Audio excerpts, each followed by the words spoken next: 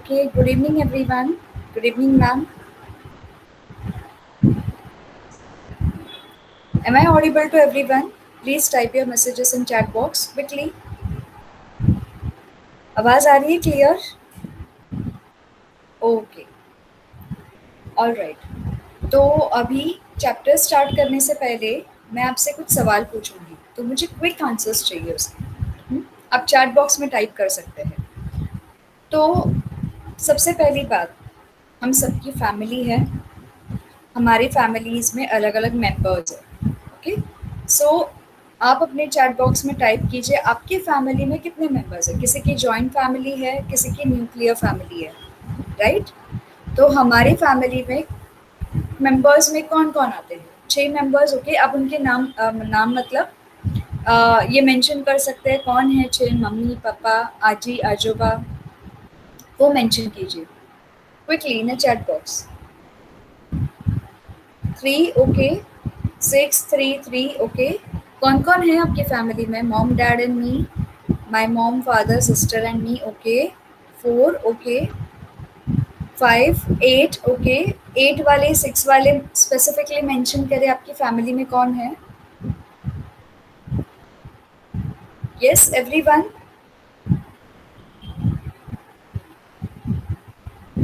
Okay, your mom dad and you, mom dad father sister and me, okay. Mom dad sister brother grand mother and me, very good. और कौन है? Others quickly mention fast.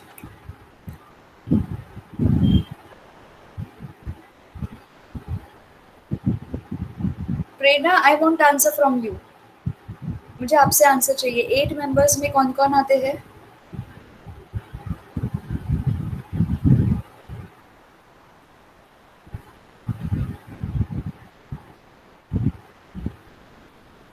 Quick quick, fast. बाकी कोई answer नहीं दे रहे हैं, सिर्फ selected students ही answer दे रहे हैं। Okay, so you have mom dad, 2 brothers, very good. 2 uncle, grandmother and you, okay, very good. Okay, अब फैमिली तो हो गई। फैमिली के बाद कौन आते हैं? रिलेटिव्स, जो हमसे क्लोजली बॉन्डेड होते हैं, राइट? जैसे अंकल हुए, मासी हुई, बुआ हुई, आत्या हुई, राइट? फैमिली मेंबर्स जो हमारे साथ घर में रहते हैं। और फैमिली के बाद जो आते हैं, वो आते हैं हमारे जिनसे क्लोज बॉन्डिंग होती है, या हमसे जो क्लोजली एसोसिएटेड होते हैं, राइट? तो वो मेंबर्स आते हैं। यस और नो स्टूडेंट्स? यस और नो, है ना? ओके, तो वैसे ही हम जैसे साइंस पढ़ते हैं, ओके, हम जो भी पढ़ते हैं वहाँ पे भी, ओके, हम जो भी पढ़ते हैं वहाँ पे भी बॉन्डिंग की बात आती है। स्पेशली हम साइंस पढ़ेंगे, उसमें काफ़ी सारे बॉन्ड्स हम पढ़ चुके हैं 9th स्टैंडर्ड में, है ना? अभी एक और बात बताइए, आपकी फैमिली मेंबर्स और आपके रिलेटिव्स में आप क्या डिफरेंस बताना चाहेंगे कि आपके रिलेटिव्स आपकी फैमिली मेंबर से डिफरेंट कैसे हैं? यस, आप दोनों को डिफरेंशिएट कैसे करेंगे? कौन से बेसिस पे? क्या डिफरेंस रहेगा? Surname, okay, very good. Surname रहेगा, last name. Behaviour, excellent. Behaviour, very good. और सरनेम, बिहेवियर, और क्या रहेगा? Quick quick replies. Respect, yes, respect, अलग अलग सबकी रिस्पेक्ट करेंगे हम। Bonding, yes, very good. और कुछ मोर वर्ड्स क्विकली? यस, और क्या रहेगा? बस इतना ही? सबका नेचर भी अलग रहेगा, है ना, एक दूसरे से? सबके नेचर तो मैच नहीं करेंगे, है कि नहीं? यस, कोई बहुत ज़्यादा हाई टेम्पर्ड रहेगा या शॉर्ट टेम्पर्ड रहेगा, कोई बहुत प्यार से बोलने वाला रहेगा, कोई हमेशा समझदारी की बातें करने वाला रहेगा, कोई स्टोरी टेलर रहेगा, है ना? कोई बहुत सारा बातूनिया रहेगा, ओके? कोई बहुत शांत रहेगा, है ना? सबके नेचर्स भी अलग अलग होंगे। लाइकवाइज हमारी लाइफ में हम जब अलग अलग एलिमेंट्स के अक्रॉस भी आते हैं, ओके, जैसे नेचर में अलग अलग एलिमेंट्स प्रेजेंट होते हैं, तो नेचर के एलिमेंट्स के भी अलग अलग नेचर होते हैं, अलग अलग बॉन्डिंग होती है, अलग अलग बिहेवियर होता है, ओके, और उनके भी अलग अलग एंडिंग नेम्स होते हैं, है ना।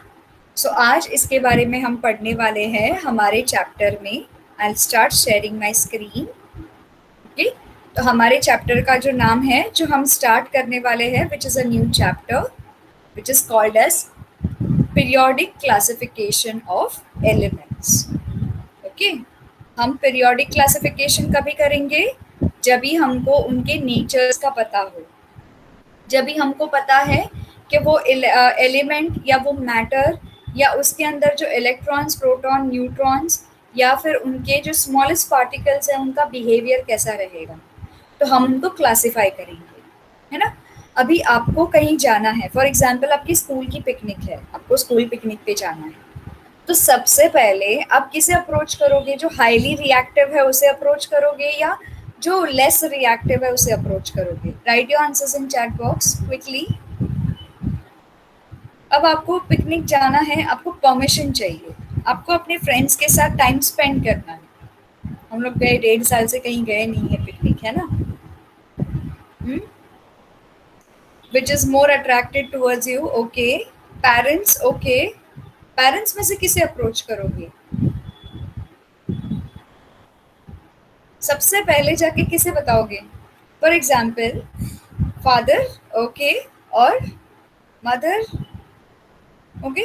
कोई कोई फादर को बताएंगे, कोई कोई मॉम को बताएंगे, वेरी गुड। क्या रीजन हो सकता है हम फादर और मॉम को बताते हैं?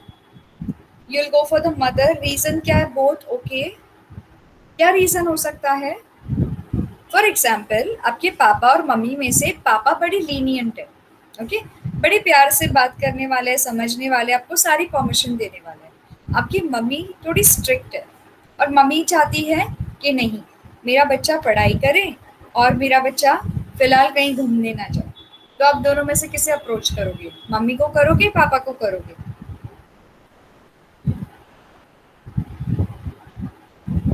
Father, okay. अब आपके पास ग्रैंड पेरेंट्स भी है, ठीक है, ग्रैंड पेरेंट्स है जिनकी मम्मी पापा दोनों भी बहुत सुनते हैं।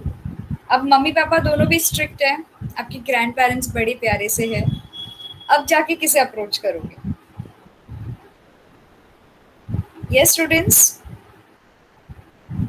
Grand parents, excellent. तो जहाँ पे आप लेस रिएक्टिविटी देखोगे, करेक्ट, यस, जहाँ पे आप लेस रिएक्टिविटी देखोगे वहाँ पे जाके आप अप्रोच करोगे, राइट, ताकि आपके ग्रैंड पेरेंट्स आपके पेरेंट्स को समझाए और आपका काम बन जाए, है ना। सो वैसे ही आपके पीरियोडिक क्लासिफिकेशन जो एलिमेंट्स होते हैं उसमें भी टाइप्स होते हैं। एक हाईली रिएक्टिव होता है, एक लेस रिएक्टिव होता है, एक इंटरमीडिएट होता है ना। So for that I will share my screen and I will take you to another tab where we are going to see P table. इसे हम बोलते हैं interactive P table, okay. P table की बारी आती है या पीरियोडिक टेबल की बारी आती है तो हम थोड़ा सा है ना ये हिचकिचा जाते हैं कि अरे इतने सारे एलिमेंट्स को कैसे याद रखा जाए, okay. You can go to this website ptable.com, okay, and you can observe this table yourself. It's a very nice table. आपको कोई एलिमेंट्स याद रखने की ज़रूरत नहीं है, आप इसके साथ जब इंटरैक्ट करेंगे टेबल के साथ तो अपने आप आपको उनकी वैलेंसीज, उनकी रिएक्टिविटी, उनका नेचर अपने आप आपको याद हो जाएगा, ओके। और उसके अलावा आप एक्रोनिम्स भी यूज़ कर सकते हैं याद करने के लिए, है ना। तो अभी हम स्टार्ट करते हैं यहाँ से। अगर आप ये देखेंगे, ये ब्लैक फॉन्टेड जो है पार्ट ये सॉलिड है, तो अभी सारे हमारे जितने एलिमेंट्स ब्लैक फॉन्ट में हैं सभी सॉलिड मिलेंगे आपको। इसके बाद ब्लू फॉन्ट जो पार्ट है वो लिक्विड में है, जैसे कि मर्क्यूरी, ओके।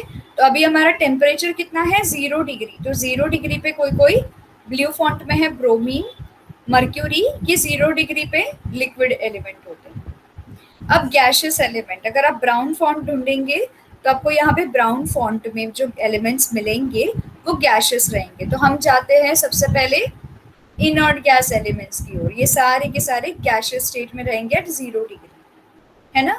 और उसके बाद ये अननोन एलिमेंट्स वो होते हैं जो पीरियोडिक क्लासिफिकेशन या फिर जो आपके पी टेबल में बाद में ऐड हुए, recently invented elements, sorry recently discovered elements. Okay, जिसे अभी अभी डिस्कवरी की है, जिनके नेचर्स कंप्लीटली पता नहीं है, लेकिन पता है कि एलिमेंट एग्जिस्ट होते हैं। ओके, तो वो अननोन स्टेट में रहते हैं। It can be either solid, liquid, gases. इसके बाद you have a 4 steps here, 3 steps here. सबसे पहले एटॉमिक सिंबल। तो अगर आप ये एलिमेंट देखोगे तो ये H है इसका एटॉमिक सिंबल। फिर इसके नीचे इसी का नाम रहेगा सिंबल का। उसके नीचे इसका जो ये पॉइंट में है 1.008, ये इसका वेट रहेगा, है ना। और ये इसका एटॉमिक नंबर रहेगा। ठीक है, तो ये इसका एटॉमिक वेट है, ये इसका एटॉमिक नेम है, ये एटॉमिक सिंबल है और ये एटॉमिक नंबर है। ओके, तो ये आपका हो गया पीरियोडिक टेबल। अब ये क्या है? 1 2 3 4 and on till 18 and 1 2 3 and 4 and on till 7। कोई बता सकता है ये क्या है? हॉरिजॉन्टल और वर्टिकल, क्या है दोनों में डिफरेंस? यस,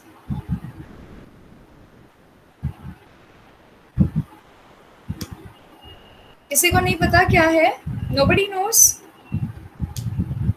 इन रोज को क्या बोलते हैं, इन कॉलम्स को क्या बोलते हैं? No problem, we will learn about that, उसे क्या बोलते हैं। ठीक है, अब यहाँ पे आपको एक एडवांटेज क्या है, आप यहाँ पे मेटल्स, नॉन मेटल्स और मेटलॉइड्स को कैटेगराइज कर सकते हो, आप इसके साथ इंटरैक्ट कर सकते हो। तो अगर आप मेटल पे थोड़ा सा होवर करोगे या आपका माउस का पॉइंटर लेके जाओगे, आपको सारे मेटल्स यहाँ पे हाईलाइट हो जाएंगे। ओके, अगर आप नॉन मेटल्स पे लेके जाओगे पॉइंटर को तो आपको सारे नॉन मेटल्स हाईलाइट हो जाएंगे। ठीक है, अगर आप मेटलॉइड्स पे लेके जाओगे पॉइंटर को तो आपको सारे मेटलॉइड्स यहाँ पे हाईलाइट हो जाएंगे। Understood everyone? Easy to understand? Easy students? हाँ, ओके। अब आते हैं मेटल्स पे। मेटल्स पे हम आएंगे। मेटल्स पे जब भी आप होवर करोगे, एल्कलाइड। अभी मेटल्स में थोड़े टाइप्स है इसके। क्या टाइप्स है? वी हैव एल्कली मेटल्स जो आपके एक्सट्रीम लेफ्ट हैंड साइड में है ऑरेंज कलर। सो ये सारे जो फर्स्ट कॉलम में है वो सारे के सारे आपके एल्कली मेटल्स है। आप एल्कलाइन अर्थ मेटल्स पे जाएंगे, बिल्कुल उसके बाजू वाला कॉलम है, सेकेंड वाला। ओके, उसके बाद आप लैंथेनॉइड्स पे जाओगे, नीचे जो आपको हॉरिजॉन्टल रो दिखाई दे रही है वो रहेगी आपकी लैंथेनॉइड्स, और बिल्कुल उस लैंथेनॉइड्स के नीचे, जैसे कि एक्टिनॉइड्स है, नीचे ही आपके पिंक कलर की रो एक्टिनॉइड्स हो जाएंगे। ओके, उसके बाद you have transition metals. Okay, ये ऑरेंज कलर का जो सेट सेंटर में है वो आपका ट्रांजिशन मेटल्स है, ये आपके पोस्ट ट्रांजिशन मेटल्स है जो बिल्कुल उसके बाजू में ब्लू कलर में। सो ये सारे कैटेगरीज हो गए आपके मेटल्स के। तो मेटल्स के अंदर आप देखेंगे alkali metals, alkaline earth metals, lanthanoids, actinoids, transition metals, post transition metals. Okay, अब आते हैं हम नॉन मेटल्स पे। जब नॉन मेटल्स को हाईलाइट करेंगे, इसमें 2 टाइप्स है। कौन से टाइप्स है? रिएक्टिव नॉन मेटल जो एकदम ग्रीन, पैरेट ग्रीन कलर में आपको हाईलाइटेड मिलेंगे, जो आपके बिल्कुल राइट हैंड साइड पे है, और नोबल गैसेस जिसका एक अलग ही कॉलम है ना? करेक्ट और not? Okay, easy to understand. ये नाम अभी आपको याद रहेंगे ना, जब भी आप ptable.com पे जाओगे, आप इस पे इंटरैक्ट करना, आपको अपने आप सब कुछ याद हो जाएगा। ओके, जैसे आप उसके साथ स्टडी करोगे और भी इजी हो जाएगा। हमेशा हमें एक ही डाउट रहा है कि पी टेबल इतने 118 एलिमेंट्स को याद कैसे रखे। आपको सारे एलिमेंट्स याद नहीं रखने हैं। ओके, आपको कैटेगरीज याद रखने हैं, और कैटेगरीज में से हर 2-3 एग्जाम्पल्स को याद रखना है ना? ओके, अब आते हैं हम मेटलॉइड्स पे। तो मेटलॉइड्स क्या होते हैं? जिसमें मेटल्स और नॉन मेटल्स के दोनों के भी प्रॉपर्टीज होते हैं।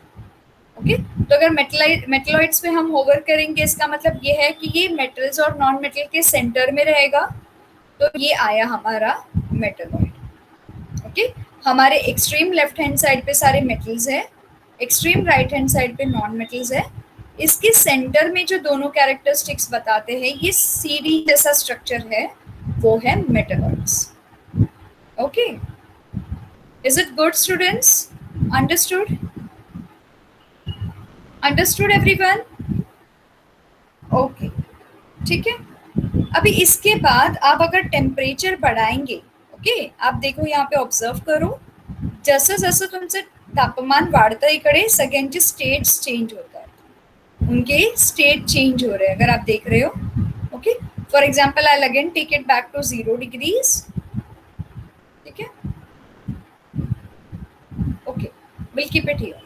तो जो यहाँ पे सॉलिड्स दिख रहे हैं और ये जो लिक्विड दिख रहा है मर्क्यूरी, ऑब्जर्व करना, जैसे मैं टेम्परेचर बढ़ाऊंगी ये सारे अपनी स्टेट चेंज करेंगे. सी, ये गैस बन गई मर्क्यूरी की, जो सॉलिड्स था वो लिक्विड बन गया. तो आपको यहाँ पे टेम्परेचर चेंज के रिएक्टिविटी भी दिखेगी. ओके, जैसे हमने बात की ना, reactive metal, highly reactive, less reactive, तो यहाँ पे आपको इसकी रिएक्टिविटी दिख जाएगी. जैसे आप टेम्परेचर बढ़ाएंगे आपको यहाँ पे मेटल्स का प्रॉपर्टी चेंज होते हुए दिखाई देगा. ओके, तो ये तो था आपका मेटल्स के बारे में. अब ये पीरियोडिक टेबल के बारे में हम आगे जाके डिसाइड करेंगे. सबसे पहले डिसाइड करेंगे ये पीरियोडिक टेबल आया कहाँ से, किसने बनाया, क्यों बनाया, ये कैटेगरीज कैसे एग्जैक्टली फिट हो गए, एक दूसरे से मैच कैसे कर रहे हैं, ये एलिमेंट्स के अलग अलग प्रॉपर्टीज जो अभी हमने देखे हैं, metals, non metals, metalloids, lanthanoids, actinoids. ये जो लाइन है ये नीचे क्यों आ रही है, हर बार ये नीचे क्यों आती है, इधर साइड में भी तो फिट हो सकती है. ओके, तो ये सारी चीजें हम पढ़ेंगे हमारे चैप्टर में. Okay, right from beginning we are going to learn about this. Okay, तो ये तो सब कुछ था आपका पीरियोडिक टेबल के बारे में, पीरियोडिक क्लासिफिकेशन ऑफ एलिमेंट्स के बारे में. इतना सभी को समझ में आया? क्लियर है इतना? जैसे आप टेम्परेचर बढ़ाओगे आपका टेम्परेचर यहाँ पे फ़ारेनहाइट में भी दिखाई देगा, डिग्री फ़ारेनहाइट, और केल्विन स्केल में भी दिखाई देगा. तो आपको दोनों भी स्केल का पता चल जाएगा. So even if you're going to college level, even if you're opting for science and if you go for chemistry और आपको पीरियोडिक टेबल आ जाता है, ये आपको बहुत हेल्पफुल होगा. सिर्फ इतने ही फीचर्स नहीं है इसके फीचर्स और भी है, हम यहाँ से एक्सप्लोर करेंगे. Properties, electrons, isotopes, compounds. Okay, ये सारी चीज़ें हम जैसे चैप्टर में आगे जाएंगे we will explore. Right now I think इतना आपको काफ़ी है to understand what is periodic table, है ना? Yes? Am I going fast? No? Great. इतना सभी को समझ आया, राइट? ठीक है, अभी हम चलते हैं हमारे टेक्स्ट बुक पे.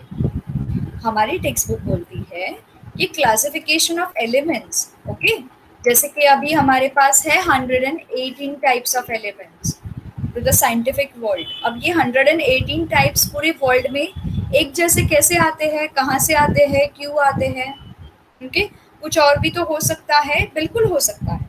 ओके, इसकी स्टडीज जारी रहते हैं, ह्याच्यावरती अभ्यासक्रम त्यांचा चालूच असतो सायंटिस्टचा. पण ज्या एलिमेंट्सना मान्यता मिळते, ज्या एलिमेंट्सना अप्रूव्हल मिळतं, ज्या एलिमेंट्सवरती जे बेसिक एक्सपेरिमेंट्स कंप्लीट होतात, त्या एलिमेंट्सला एक संघटना असते. ओके, एक संघटना असते जी अप्रूव्हल देते, जी पूर्ण वर्ल्डमध्ये एकच संघटना असेल. ती संघटना या एलिमेंट्सना अप्रूव्ह करते की या पिरियोडिक टेबलमध्ये ऍड केले जाते. जर तुम्ही हिस्ट्रीमध्ये जाल तर हे आताचे एलिमेंट्स आहेत. आता 2021 मध्ये 118 एलिमेंट्स आहेत. पण जेव्हा 1907, 1907 किंवा 1962, 1950 त्या काळी ह्याच्यापेक्षा सुद्धा कमी एलिमेंट्स असायचे. ओके, ते आपण बघूया कसे कुठल्या काळी किती एलिमेंट्स होते आणि कसे वाढत गेले ते सुद्धा आपण बघूया. सध्या आपण आपल्या टेक्स्टबुक वरती जाऊया. ओके, आता आपल्याकडे आहे, we have learned in the previous standards that all atoms of elements are only of one type. Okay, today 118 elements are known to the scientific world. However, around year 1800 only around year 1800 only about 30 elements were known. म्हणजे 1800 साली फक्त फक्त 30 elements आपल्याला माहिती होते. आता आता कुठला इयर आहे, आता कुठलं वर्ष आहे, आता कुठलं वर्ष आहे, 2021, right? We are into 2021. Yes और नो? तर येस, 2021 मध्ये 118 एलिमेंट्स आहेत. So back then in 1800s only 30 elements were known. More number of elements were discovered in the course of time. जसं शोध लावत गेले तसं त्याच्यावरती डिस्कवरी होत गेली आणि जास्तीत जास्त एलिमेंट्स ऍड होत गेले. More and more information about properties of these elements was gathered. Okay? फिर प्रॉपर्टीज पता करने लगे साइंटिस्ट, उसकी रिएक्टिविटी, उसका नेचर, उसका स्टेट, कहाँ से आया, उसका हिस्ट्री, ये सारी चीजें ये पढ़ने लगे. Okay? To ease the study of such a large number of elements, scientists started studying the pattern, if any. Okay? तो इतना सारा एलिमेंट्स को स्टडी करने के लिए एक पैटर्न याद होना जरूरी है, एक पैटर्न को पता करना जरूरी है, राइट? फॉर एग्जाम्पल, अगर आपको वर्ड प्रॉब्लम्स आ जाते हैं साइंस में, अगर आपको किसी का ग्रेविटेशनल फोर्स फाइंड आउट करना है, लास्ट चैप्टर में हमने पढ़ा था, से फॉर एग्जाम्पल मून की ग्रेविटी फाइंड आउट करनी है, तो डोंट यू थिंक आपके examples should relate to the gravity of the moon? आपको रिलेटिव ग्रेविटी भी साथ में मिलनी चाहिए. अर्थ की ग्रेविटी मिलेगी तो आप कंपैरिजन में मून की ग्रेविटी फाइंड आउट करोगे, राइट? यस और नो? अगर आपको अर्थ की ग्रेविटी पता होगी तो आप अर्थ की ग्रेविटी का फॉर्मूला यूज करके मून की ग्रेविटी फाइंड आउट करोगे. यस और नो? या वैसे ही अगर आपको एक प्रॉब्लम दिया जाए ग्रेविटी पे, और उस ग्रेविटी के प्रॉब्लम में अगर आपको पूछा जाए कि एस्केप वेलोसिटी क्या है, तो आप क्या बोलोगे? अरे इसमें तो कोई रिलेशन है ही नहीं, कोई फॉर्मूला ही नहीं बनता है. एस्केप वेलोसिटी कहाँ पे है, ग्रेविटेशनल पूल के एग्जाम्पल्स कहाँ पे है, मून की ग्रेविटी कहाँ पे है ना?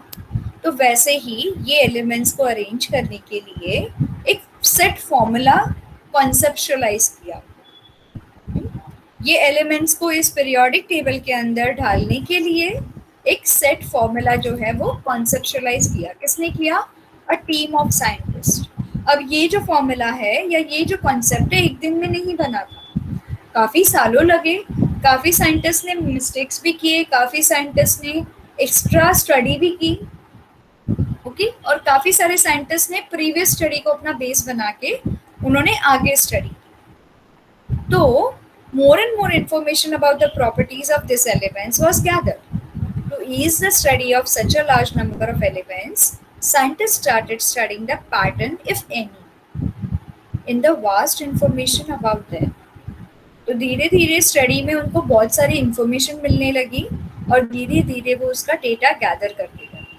You know that in the initial classification of elements were classified into the groups of metals and non-metals. तो मेटलॉइड जैसी कैटेगरी थी ही नहीं, पहले सिर्फ मेटल्स और नॉन मेटल्स में कैटेगराइज किया. Later on, another class of elements called as metalloids was noticed, जिसमें दोनों भी प्रॉपर्टी थे, मेटल्स के भी थे, कुछ प्रॉपर्टीज नॉन मेटल्स के भी थे. As the knowledge about elements and their properties went on increasing, different scientists started trying out different methods of classification. है ना? जैसे हमको इंफॉर्मेशन मिलती है वैसे हमको कॉन्फिडेंस आता है, जैसे हमको कॉन्फिडेंस आता है वैसे हम आगे स्टडी ज़्यादा करते हैं तो हमको अच्छे रिजल्ट्स मिलते हैं. यस और नो? बिल्कुल ऐसे ही हुआ यहाँ पे. नॉलेज बढ़ती गई, एलिमेंट्स मिलते गए, उनके प्रॉपर्टीज मिलते गए, कंपैरिजन होता गया बाकी के एलिमेंट्स के साथ. ओके? और वैसे ही स्टडी आगे बढ़ती गई. So this kind of study is called as classification of elements depending on the property, nature and information, vast information. Okay? This part is clear with everyone? How do we classify elements? जैसे हम अपनी family में भी हम अपने parents को या हम अपने ग्रैंड पेरेंट्स को क्लासीफाई करते हैं. दादाजी तो बड़े स्ट्रिक्ट है, दादी जी तो बड़ी अच्छी है ना, मम्मी तो मान जाएगी, पापा बिल्कुल नहीं मानेंगे. कभी कभी आप भाई और बहनों से भी छुपाते हो, अरे नहीं नहीं नहीं नहीं ये भाई है ना, सब पापा को जाके बता देता है ना। वैसे ही यहाँ पे आपके एलिमेंट्स के भी अलग अलग प्रॉपर्टीज होते हैं, उनका अलग अलग नेचर होता है। इंटरेस्टिंग और boring? Yes, students, try to relate these elements with your family members, है ना। घर पे जाके पापा मम्मी को एलिमेंट का नाम मत देना, भाई को एलिमेंट का नाम मत देना, okay. Just try to relate the properties, highly reactive, less reactive. Okay, so coming back over here, Dobereiner's triad. सबसे पहला जो एलिमेंट या फिर सबसे पहला जो डिस्कवरी हुआ, या सबसे पहला साइंटिस्ट जिन्होंने इन एलिमेंट्स को कैरेक्टराइज करना स्टार्ट किया was Dobenius. Okay, we call it as Dobrenier, we call it as Doberenius, we call it as Dobenier, anything, because it's a German name actually. So those who are learning German would know more better how to pronounce these words. So in year 1817, a German scientist, Dobenius, suggested that properties of elements are related to their atomic masses. तो 1817 साल में, okay, 1817 में, just a moment students, one moment please.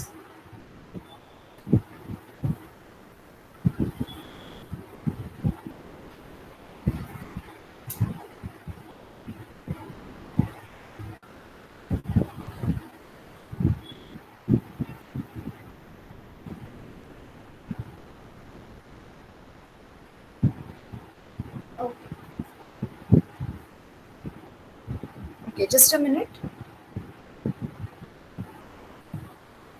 I'll just come back again. I hope I should have this PPT. एक minute, हाँ, I'll start sharing the screen.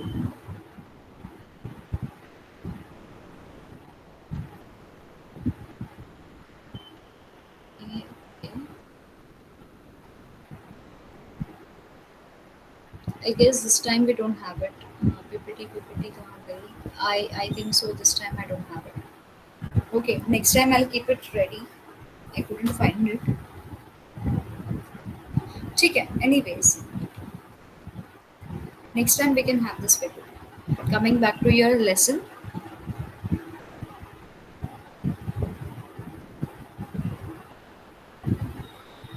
Give me thumbs up if you could see my screen.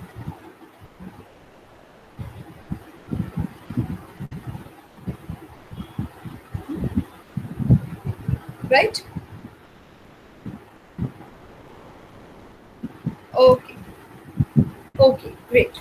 So इन्होंने क्या किया? इन्होंने group बनाया। Group कैसा बनाया? He made a groups of 3 elements each. तो उस टाइम पे 30 एलिमेंट्स थे इन 1800s, जैसे कि हमने यहाँ पे पढ़ा है। 1800 में सिर्फ 30 एलिमेंट्स पता थे, तो उन 30 एलिमेंट्स में से उन्होंने क्या किया, जो स्टार्टिंग के 3 एलिमेंट्स थे उनका, ग्रेट, ओके, उनके 3 के ग्रुप में उनको डिवाइड किया।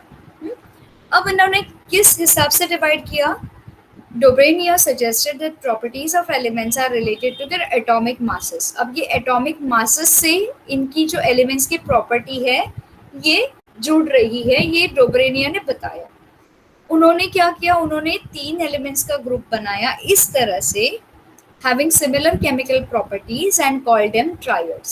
तो for example lithium, sodium और potassium, इन तीनों की chemical properties same है। तो इसको ट्रायड का नाम दिया, इन तीनों को ग्रुप कर दिया, फर्स्ट ग्रुप में डाल दिया, ओके। अब इसकी अरेंजमेंट क्या रहेगी, इसमें कैसे इसकी जो प्रॉपर्टीज है एटॉमिक मास को रिलेट करेगी, उसके लिए उन्होंने ये किया, he arranged the 3 elements in triad in a increasing order of atomic mass and showed that atomic mass of middle element was approximately equal to the mean of atomic masses of other 2 elements. Okay, to clear you out is that सबसे पहले उन्होंने ascending order में इसको arrange किया। ascending order में क्या arrange किया? इसको इनके atomic masses के हिसाब से इनको arrange किया। तो यहाँ पे सबसे पहले यहाँ पे लिथियम को अरेंज किया, इसका एटॉमिक मास 6.9 है। फिर उसके बाद सोडियम को अरेंज किया जिसका एटॉमिक मास है 23, और फिर लास्ट में पोटेशियम को अरेंज किया जिसका एटॉमिक मास है 39। सो फ्रॉम इंक्रीजिंग ऑर्डर में इसको अरेंज किया, सबसे छोटा पहले और सबसे बड़ा वाला बाद में, लास्ट। अभी यहाँ पे क्या बताया गया है, जो सेंटर वाला एलिमेंट है, अब तीनों में से सेंटर वाला एलिमेंट कौन सा है, इन तीनों में से आप कौन से एलिमेंट को सेंटर वाला एलिमेंट बोलेंगे? Quickly write down in chat box which one is the centre element here? Yes, no one knows? Exactly, sodium, right? ये सोडियम है, ये एलिमेंट सेंटर में है। डोब्रेनियर ने बताया कि ये जो एटॉमिक मास जो है मिडिल एलिमेंट का, okay, was approximately equal to the mean of the atomic masses of other two element. Yes, correct. So Dobereiner ने क्या बोला, ये सोडियम का ये जो मास है 23 ना, ये कहाँ से आया 23? अगर मैं लिथियम और पोटेशियम को ऐड करूं और इन दोनों का मीन निकालूं। मीन कैसे निकालते हैं हम? दो एलिमेंट्स को ऐड करके अगर 2 है तो डिवाइड बाय 2, 3 एलिमेंट्स को ऐड करके 3 है तो divide by 3, right? Yes, total of elements upon the number of elements, right? तो यहाँ पे 2 एलिमेंट्स है, लिथियम और पोटेशियम को ऐड किया, ऊपर इनके एटॉमिक मासेस को ऐड किया, डिवाइड बाय 2 किया।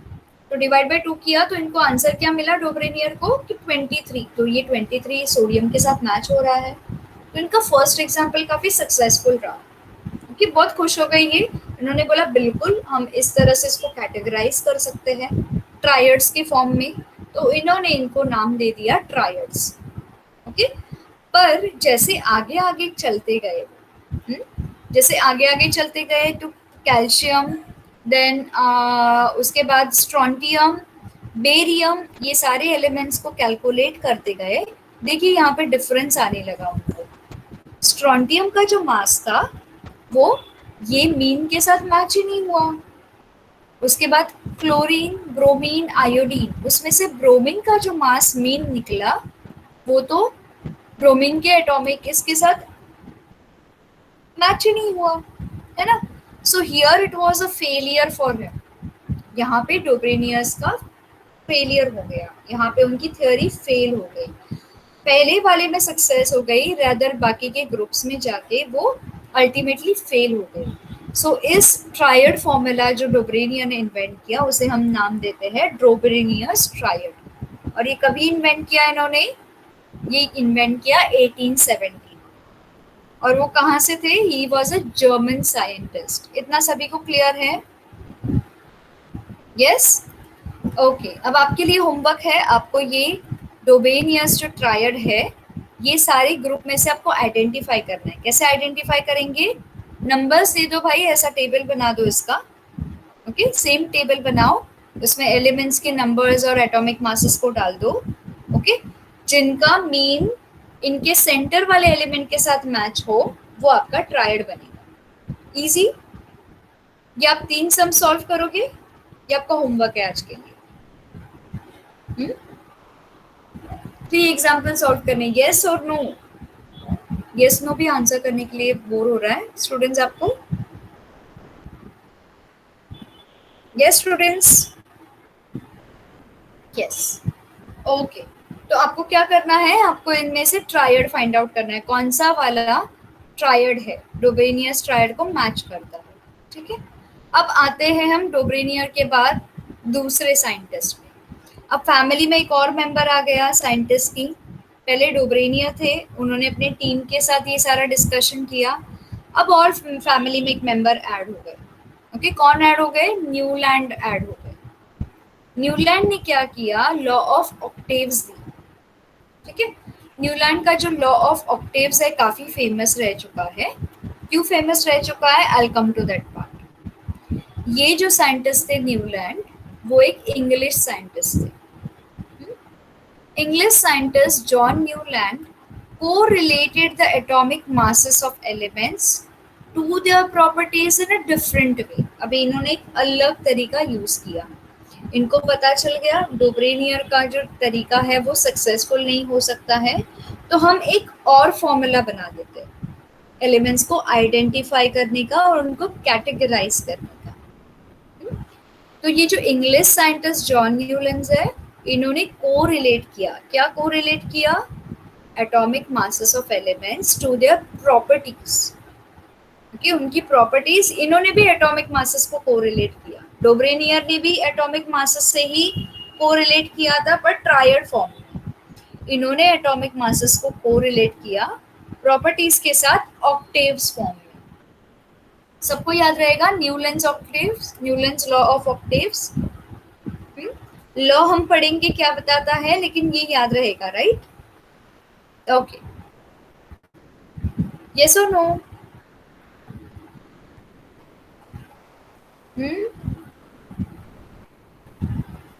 Yes, okay. Okay, fine. So in year 1866, yes, in year 1866, Newlands arranged the elements known at that time. अभी 1866 में कितने elements known थे? We don't know. तो हम assume करेंगे कि वो 30 से ज़्यादा ही थे। 1800s में 30 elements तो known थे हमें, 1866 में कुछ और elements add हो गए रहेंगे। तो वहाँ पे त्या वेळेला जेवढे माहिती असतात, जे माहीत होते एलिमेंट्स, त्या वेळेला त्या एलिमेंट्सवरती न्यूलँडने स्टडी हे केली, कंडक्ट केली। आणि त्यांनी काय केलं? त्यांनी इंक्रीजिंग ऑर्डर ऑफ ॲटॉमिक मासेसमध्ये एलिमेंट्सना अरेंज केलं। ओके, तर इंक्रीजिंग ऑर्डरमध्ये जसं का मी सांगितलं तुम्हाला, कमी पासून ते जास्त पर्यंत, तर इंक्रीजिंग ऑर्डरमध्ये ॲटॉमिक मासेसना अरेंज केले, एलिमेंट्सना अरेंज केले। It started with the lightest element hydrogen. Okay, अभी भी हमारे पीरियोडिक टेबल में लाइटेस्ट एलिमेंट हाइड्रोजन है, तो उन्होंने हाइड्रोजन से स्टार्ट किया and ended up with thorium. तो सबसे पहली लाइन में इन्होंने क्या किया? हाइड्रोजन से स्टार्ट किया और उसको एंड कहाँ पे किया? थोरियम पे एंड किया। थोरियम यहाँ पे कहाँ है?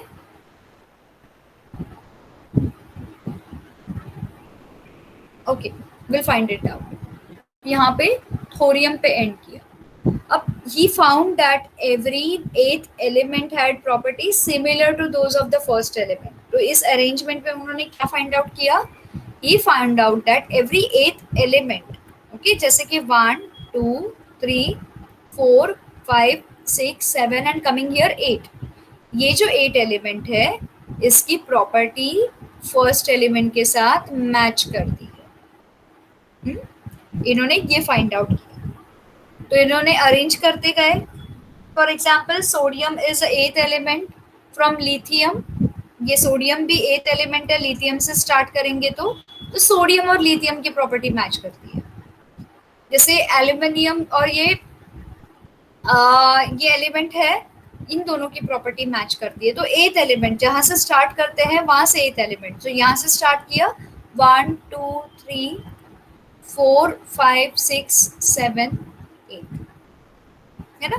तो ये सारे एलिमेंट्स जो है इनकी प्रॉपर्टीज एक दूसरे के साथ मैच करती है। ऐसे करके इन्होंने प्रेडिक्ट किया।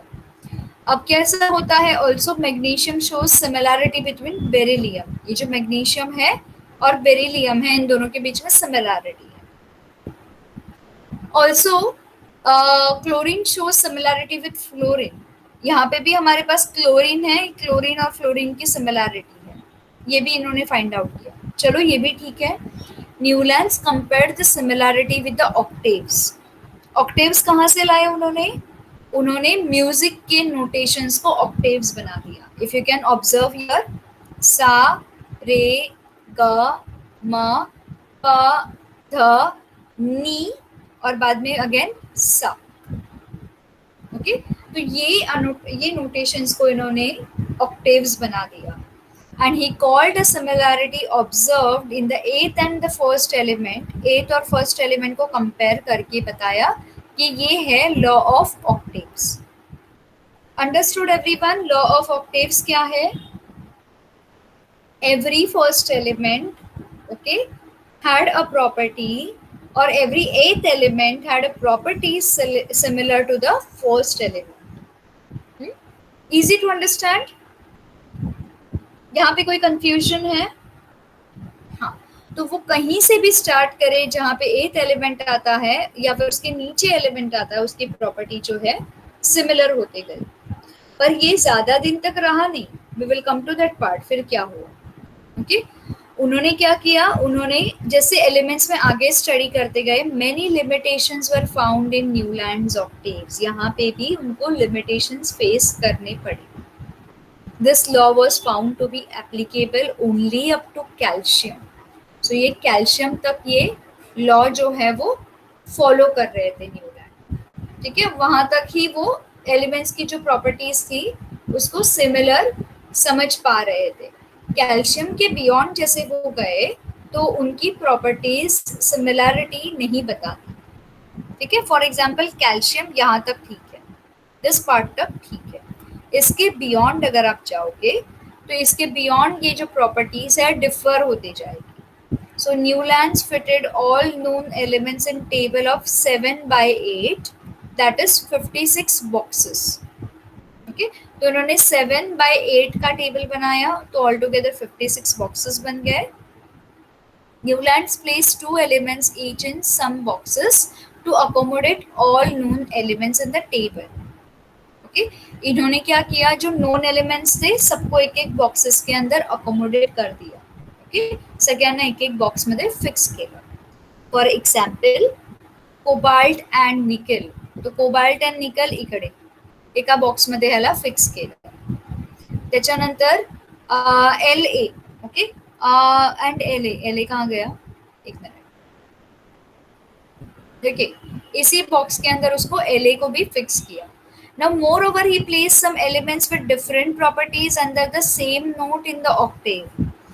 अभी इन्होंने अपने लॉ को प्रूव करने के लिए थोड़ा और इन्होंने एफर्ट्स लिया। एफर्ट्स कुछ ऐसा लिया कि he placed some elements with different properties, जिनके थोड़े डिफरेंट प्रॉपर्टीज थे, under same note in octave. जैसे कि कोबाल्ट और निकल के नीचे बेरिलियम को प्लेस किया, बेरियम को प्लेस किया। ओके, तो सॉरी कोबाल्ट और निकल के नीचे ब्रोमीन को प्लेस किया, जिन दोनों की प्रॉपर्टीज डिफरेंट है, ये ऑब्जर्व करने के लिए कि अभी भी मैच हो रहा है कि नहीं हो रहा है। तो यहाँ पे इनको थोड़ा सा डिफरेंस मिला।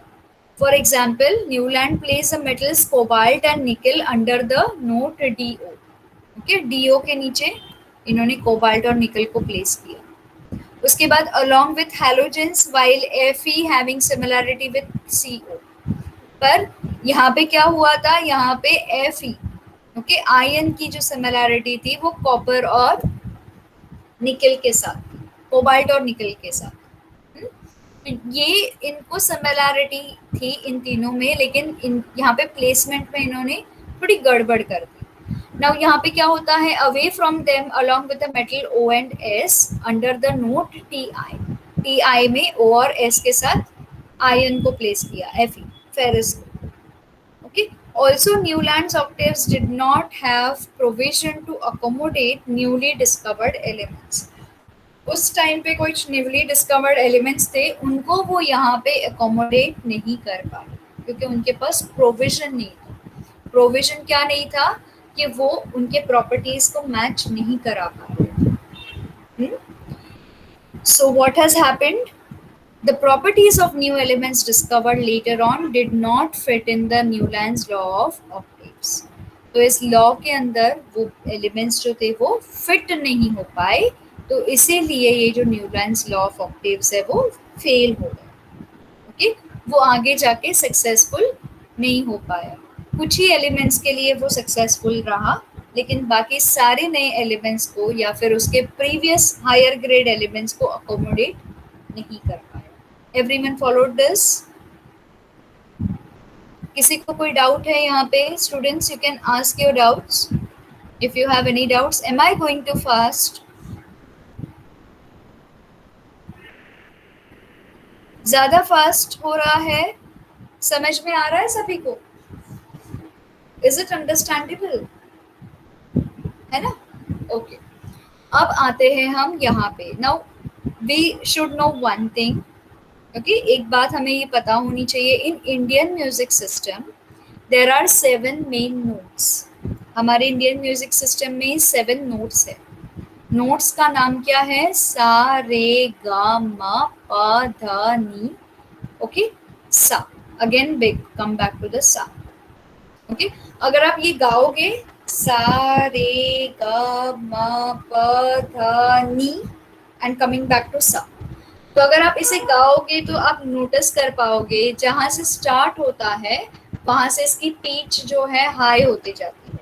हमने ये साउंड चैप्टर में भी पढ़ा था गए साल. तो इसकी पिच है हाई हो जाती है और वापस सा पे आने के बाद लो हो जाती है.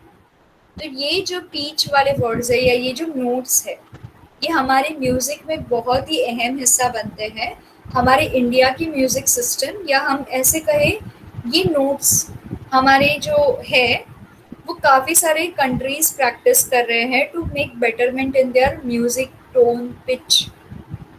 Okay, if you observe, if you go back to the history of Indian music, Indian classical dance, Indian art forms, you will notice कि हमारे म्यूजिक, हमारे थिएटर में, हमारे ड्रामास में जितने एक्सप्रेशंस, फीलिंग्स होते हैं उतने कोई कंट्री के ड्रामास या इसमें होते नहीं हैं.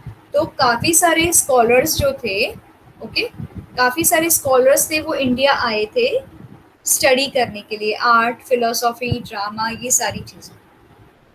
ओके, सो ये नोटेशंस को न्यूलैंड जी ने भी अप्लाई किया था. And their collection is called as saptak. If you are studying music, जो म्यूजिक यहाँ पे स्टडी कर रहे हैं उन सभी को पता है इनको हम सप्तक बोलते हैं. 7 अलग अलग सुर. The frequency note of the note goes on increasing from सा टू नी. कि अगर आप बैठे हो तो आप प्रैक्टिस करके देखो, आप सा से गाना शुरू करो और नी पे खत्म करो, आप नोटिस करोगे कि आपका गला थोड़ा हैवी होते जाता है जैसे आप आगे आगे जाते हो. देन कम्स द सा ऑफ द अपर सप्तक. At the double the frequency of original सा. तो जब नी खत्म होता है और उसके बाद वापस सा आता है, जैसे सा रे गा मा पा धा नी और फिर सा आता है, तो वो वाले सा पे आपको डबल फ्रीक्वेंसी फील होती है. Okay, if you sing that you will feel double frequency on your throat. It means that notes repeat after completion of one सप्तक. ओके, तो डबल फ्रीक्वेंसी मतलब ये सा के कैरेक्टर्स और ये सा के कैरेक्टर्स सेम है, सिर्फ ये सा का कैरेक्टर सिंगल है. सिंगल हम फ्रीक्वेंसी से स्टार्ट करते हैं और डबल पे एंड करते हैं. ओके, यही लॉजिक से न्यूलैंड जी ने ये टेबल को बनाया था. हम स्टार्ट हेलोजन हाइड्रोजन से करेंगे और फ्लोरीन पे एंड करेंगे, तो फ्लोरीन की जो डबल प्रॉपर्टी है वो सिंगल हाइड्रोजन के साथ मैच करेगी. ये उन्होंने लॉजिक अप्लाई किया था.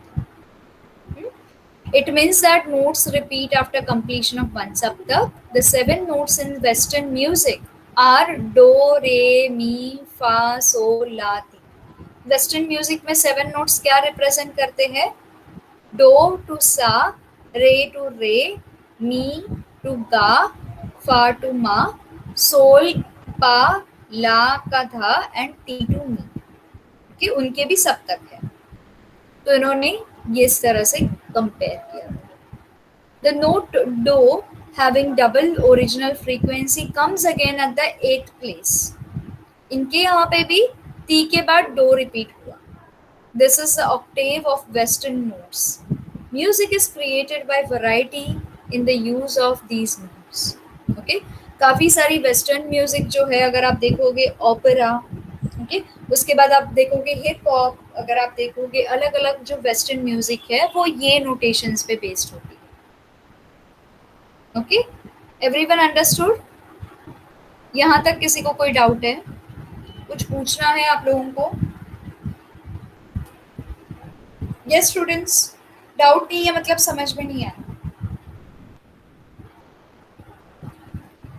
है ना? डाउट नहीं है मतलब समझ में नहीं आया, राइट?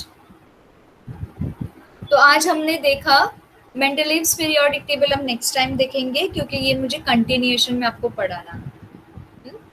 तो मुझे यहाँ पे डिस्कनेक्शन नहीं चाहिए. So we will quickly revise and will stop here for today. आज हमने क्या पढ़ा? आज हमने पढ़ा periodic classification of elements. Okay, उसमें हमने ये पढ़ा कि क्लासिफिकेशन ऑफ एलिमेंट्स में किस तरह से एलिमेंट्स को क्लासिफाई करते हैं. So we largely classify elements on the basis of metals, non metals पहले होता था, उसके बाद एडिशन आया मेटलॉइड्स। तो उनकी प्रॉपर्टीज के बेस पे हमने एलिमेंट्स को क्लासीफाई किया। अभी हमारे पास 118 एलिमेंट्स एट प्रेजेंट नोन है। इसके पहले 1800 ईयर्स तक हमारे पास सिर्फ 30 एलिमेंट्स नोन थे। हम्म? इसके बाद सबसे पहले जब ये स्टार्ट हुआ पीरियोडिक क्लासिफिकेशन, कहाँ से स्टार्ट हुआ? डोब्रेनियर से स्टार्ट। ओके, डोब्रेनियर जी ने क्या किया? 1817 में इन्होंने जो 300 एलिमेंट्स को अच्छे से स्टडी किया, इन्होंने, जो जर्मन साइंटिस्ट थे, इन्होंने क्या सजेस्ट किया कि properties of elements are related to their atomic masses.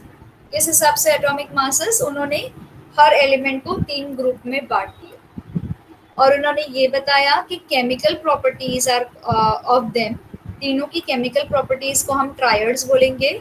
और इस ट्रायड्स में ओके, फर्स्ट एलिमेंट और लास्ट एलिमेंट को ऐड करके उसका मीन निकाल के जो आंसर आएगा will be equal to the atomic mass of middle element, है ना? करेक्ट। तो ये जो फॉर्मूला था फर्स्ट सेकेंड ग्रुप तक का भी ठीक था, पर थर्ड ग्रुप पे आके, प्लीज म्यूट योरसेल्फ स्टूडेंट्स। जिन्होंने अनम्यूट किया है प्लीज म्यूट योरसेल्फ।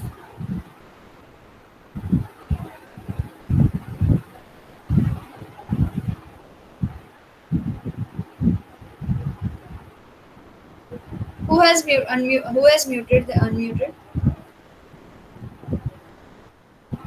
ओके, तो इन्होंने क्या बताया कि फर्स्ट एलिमेंट और लास्ट एलिमेंट का मीन जो निकलेगा ऐड करके, उसका जो आंसर रहेगा will be equal to centre element. ठीक है, तो यहाँ पे ये फेल हो गए, यहाँ पे उनका फॉर्मूला फेल हुआ, ज्यादा चला है। उसके बाद आए न्यूलैंड जी इन ईयर 1866। ये जो थे वो इंग्लिश साइंटिस्ट थे, जॉन न्यूलैंड नाम था उनका। इन्होंने लॉ ऑफ ऑक्टेव्स को अडॉप्ट किया। ओके, लॉ ऑफ ऑक्टेव्स किसके ऊपर डिपेंड था? सप्तक के ऊपर।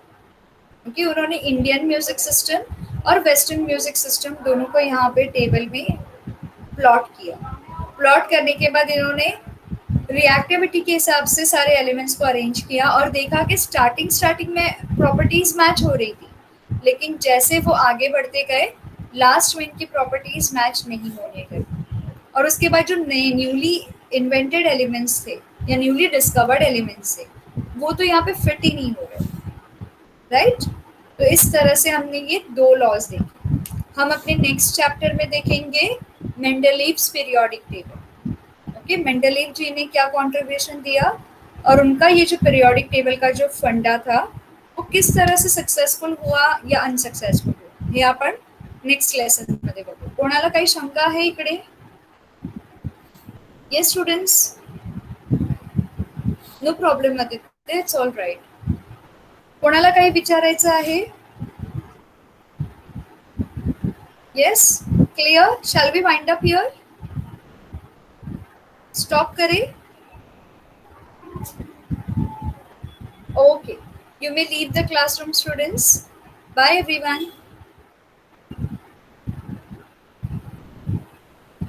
Bye, take care.